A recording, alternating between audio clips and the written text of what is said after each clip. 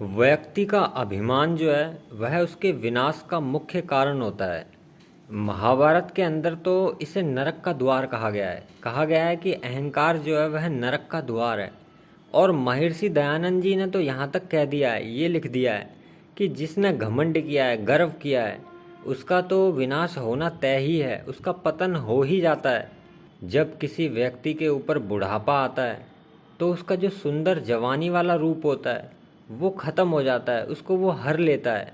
और जब किसी व्यक्ति में आशा पैदा हो जाती है तो वो उसकी धैर्य की सीमा को नष्ट कर देता है। और जब किसी व्यक्ति की मृत्यु हो जाती है, मृत्यु निकट आ जाती है, तो वो प्राणों को हर लेती है। मृत्यु जो है वो प्राणों को नष्ट कर देती है।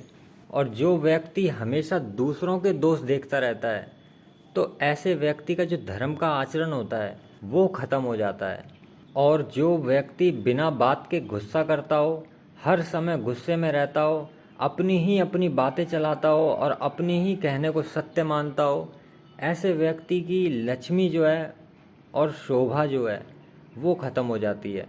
और जो व्यक्ति दुष्ट बंदों के साथ में, नीच लोगों के साथ में रहता है, उनकी सेवा में लगा रहता है, ऐसे व्यक्ति की उसका अच्छा आचरण, उसका अच्छा व्यवहार, ये स्वभाव ये नष्ट हो जाता है।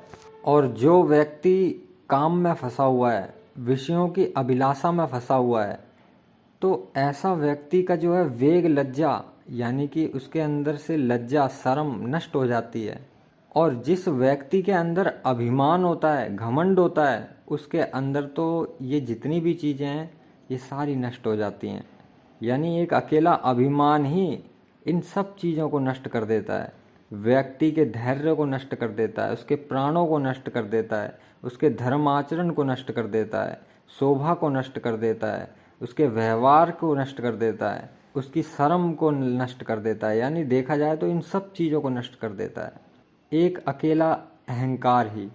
इसलिए अगर आप चाहते हो तरक्की हासिल करना, उन्नति हासिल करना, और आप चाहते हो कि ज्ञान और विज्ञान को प्राप्त करा जाए, उसके ज्ञान को प्राप्त किया जाए, और साथ के साथ में मान सम्मान को भी प्राप्त किया जाए, यश कीर्ति को भी प्राप्त किया जाए, तो एक बात का हमेशा ध्यान रखना कि जो अभिमान है, घमंड है, इसको कभी भी अपने आसपास मत भटकने देना, इसको कभी भी अपने पास मत आने देना।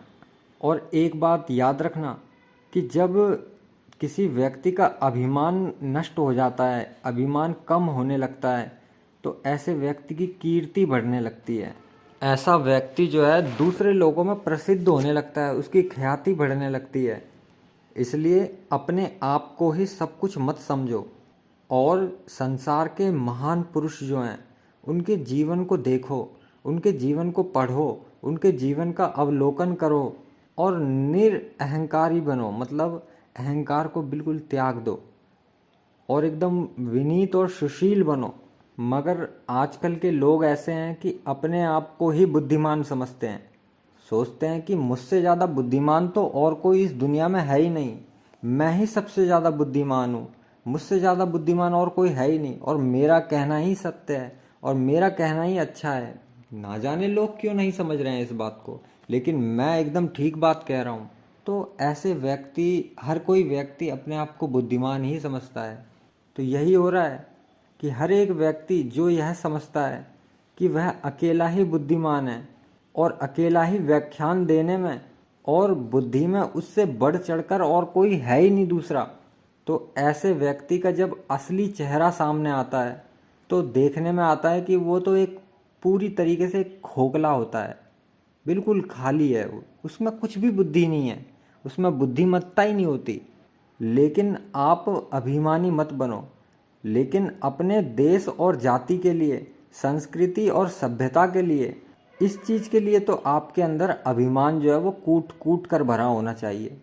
जो आपकी संस्कृति है, आपका देश है, आपकी सभ्यता है, इसका अभिमान आपको होना चाहिए कि हम सनातनी हैं। इसका गौरव करना चाहिए हमें कि हम सनातनी हैं। और इसी के ऊपर किसी कवि ने कितना सुंदर कहा है, जिसको ना निज गौरव तथा निज देश का अभिमान है, वह नर नहीं है, पशु नीरा है और मृतक के समान है। आपके जीवन में स्वदेशी अभिमान की तरंगें उठनी चाहिए। महर्षि दयानंद जी के जीवन का पाठ करके देखिए, उनके जीवन को देख कर देखो कितनी ज़्यादा उनके अंदर देशभक्ति थी, और कैसी देशभक्ति थी। दिन और रात उन्हें देश के उद्धार और सुधार की ही चिंता सताती रहती थी। वो हमेशा यही सोचते थे कि देश का उद्धार कैसे हो, देश में सुधार कैसे आए, और उनको अपने देश की हर एक वस्तु से बहुत ही ज़्यादा प्यार था, बहुत ही प्रेम था। इसलिए कायर मत बनो, डरपोक मत बनो, दबो मत, किसी से दब्बू मत बनो। मुंशी प्रेमचंद जी के जीवन को देखिए, उनमें स्वाभिमान जो था वो कूट कूट कर भरा हुआ था। मुंशी प्रेमचंद जी एक स्कूल में अध्यापक थे। एक बार इंस्पेक्टर महोदय स्कूल के निरीक्षण के लिए आए। मुंशी जी ने स्कूल का निरीक्षण करवाया और शाम होने के बाद में वो अपने मकान के बाहर बैठकर कुछ लिख रहे थे। सहसा हुआ इंस्पेक्टर महोदय उधर से निकला तो दोनों की आंखों से आंखें मिल गई, दृष्टि मिल गई। उन्होंने एक दूसरे को देखा। इंस्पेक्टर महोदय का विचार था कि अधिकारी होने के नाते मुंशी प्रेमचंद्र जी जो हैं वो उठकर आएंगे और उनका स्वागत करेंगे, उनको सलूट करेंगे, उनसे हाथ जोड़ के नमस्ते करेंगे, नमस्कार करेंगे, क्योंकि हम इंस्पेक्टर हैं, बड़े ओहदे पे हैं। लेकिन ऐसा कुछ भी नहीं हुआ। इंस्पेक्टर की जो भी आशाएं थी मन के अंदर, उन सारी आशाओं पे पानी फिर गया, क्योंकि इंस्पेक्टर तो कुछ और ही सोच रहा था, मन में तो कुछ और ही आशाएं पाल रहा था कि हम बड़े ओहदे पे हैं, इंस्पेक्टर हैं। मुंशी प्रेमचंद्र कहाँ एक छोटा सा अध्यापक, ये हमारे को आके सलूट करेगा, ये हमारे से आके हालचाल पूछेगा, बातें करेगा। लेकिन ऐसा कुछ भी नहीं हुआ। तो इंस्पेक्टर के जो भी मंसूबे थे उन सब पे पानी फिर गया। तो इसके बाद में भाई वो तो इंस्पेक्टर था, तो अपनी इंस्पेक्टरी के गर्व में दूसरे दिन उन्होंने जो है मुंशी प्रेमचंद जी को अपने पास में बुलवाया और अपना रौब डालना चाहा उनके ऊपर। प्रेमचंद जी ने नम्रता पूर्वक कहा, महोदय, जब मैं स्कूल के समय में होता हूँ, स्कूल में होता हूँ, तो मैं नौकर हूँ, लेकिन उसके बाद में मैं अपने घर में आ जाता हूँ, और घर में आने के बाद में तो मैं सम्राट हूँ। यह आवश्यक नहीं है कि मैं लोगों का अभिवादन करता फिरूं, और विशेषकर उस समय पर जब मैं सरस्वती देवी की पूजा कर रहा हूँ, आराधना कर रहा हूँ। इसके बाद में यह सुनकर इंस्पेक्टर साहब जो थे वो जो है निरुत्तर हो गए और उनका मुंह देखने लगे, मुंह ताकने लगे। तो देखा जाए तो यह है स्वाभिमान, जीता जागता स्वाभिमान का बहुत बड़ा उदाहरण है यह। और श्री पंडित ईश्वर चंद्र विद्यासागर जी, उनका स्वाभिमान भी ऐसा ही था, वो भी बहुत बड़े स्वाभिमानी थे। एक बार यात्रा करने के लिए वे रेल के प्रथम श्रेणी के डिब्बे में चढ़े और उन्होंने देखा कि सभी सीटों के ऊपर लोग बैठे हुए थे। एक सीट पर 2 अंग्रेज बैठे थे और उनके बीच में स्थान खाली पड़ा हुआ था। और जब उनको कहीं पे कोई जगह नहीं दिखाई दी तो वहाँ पे वो खाली स्थान देखकर दोनों के बीच में जाके बैठ गए। और जब श्री पंडित ईश्वर चंद्र विद्यासागर जी जब उनके बीच में बैठ गए तो उन्हें इस प्रकार अपने बीच में बैठते हुए देखकर अंग्रेज लोग बोलने लगे, ओए उल्लू। और दूसरा जो अंग्रेज था वो बोला, ओए गधे। विद्यासागर जी ने मुस्कुराते हुए कहा, मैं तो दोनों के बीच में हूँ, यानी ना मैं उल्लू हूँ ना मैं गधा हूँ। एक उल्लू है आप में से और एक है गधा, और मैं हूँ दोनों के बीच में। क्योंकि पहले आप तय कर लो कि आप क्या समझ रहे हो, क्योंकि एक को मैं उल्लू दिखता हूँ, एक को मैं गधा दिखता हूँ। तो जो गधा है उसको तो मैं गधा ही दिखूंगा, और जो उल्लू है उसको मैं उल्लू दिखूंगा। लेकिन इसका मतलब कि ना तो मैं उल्लू हूँ और ना ही मैं गधा हूँ, मैं तो दोनों के बीच में हूँ। एक गंग कवि थे और उन्होंने यह प्रतिज्ञा की हुई थी कि मैं अपनी लेखनी में किसी भी भोग विलासी में जो लीन व्यक्ति हो या शासक हो उसकी मैं प्रशंसा तारीफ कभी नहीं करूँगा।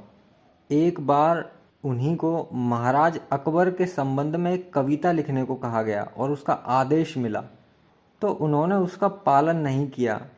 तो उनको आज्ञा दी गई कि एक हाथी के पैर के नीचे उनको रौंदवा दिया जाए। तो जैसे ही मदमस्त हाथी उनकी ओर चला तब वो बिल्कुल भी दुखी नहीं थे और उन्होंने कहा, सब देवन को दरबार जुरो, तह पिंगन छंद बनाए के गायो।